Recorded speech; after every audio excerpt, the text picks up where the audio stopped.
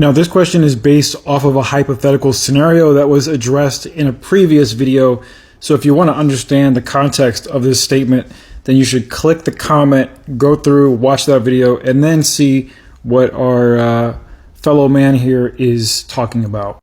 Now, personally, I prefer to address questions and comments that are philosophical to the extent that they're very difficult to answer, because it's hard to just easily Google and get an easy answer, or there's just so many answers from a Google search that it's hard to kind of navigate what to think.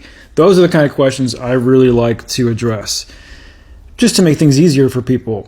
But in this case, I mean, this one is like easily Googleable. Or even better, you could use ChatGPT. But hey, my wife's on a call, my daughter's doing a Code Wizards class right now, and I got a few minutes to burn, so why not? To simplify your question, you're asking if there is no God in world B of this hypothetical scenario, why would it even be wrong to throw babies off of a building? What objective standard of morality are we going to use? Let me just start by saying I don't think we should use the biblical version of morality, since in world A, where God does exist, he's perfectly cool with unaliving babies. Since we're talking about morality in general here, let's just dive in. It says morality is principles concerning the distinction between right and wrong or good and bad behavior. And the example given here is, quote, the matter boiled down to simple morality. Innocent prisoners ought to be freed. Oh, the irony of the God of the Bible commanding the Israelites to take innocent prisoners, especially women and children, and definitely not freeing them. But you still wonder why a godless society would have any good in it whatsoever. I don't know, maybe because your God's not there.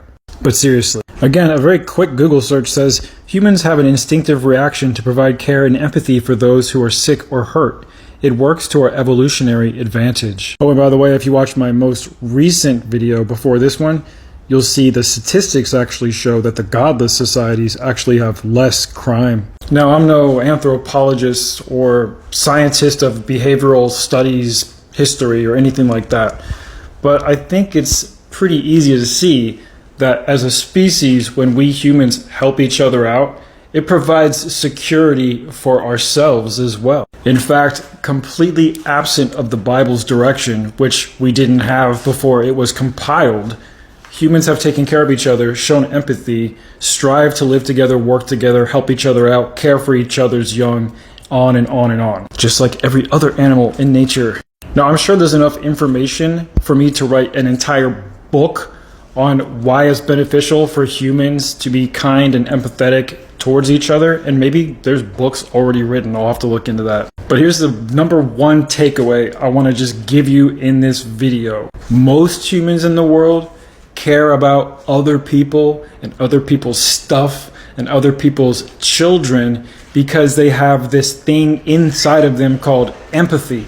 And once again, we even see empathy in nature. We see it with monkeys. We see it with dolphins. We see it everywhere. So let me answer your question with a question, actually. Do Christians have any empathy whatsoever? Because they seem to think that without God forcing them to be kind to each other, they just never, ever would. But you guys are the bastions of morality, right? Right.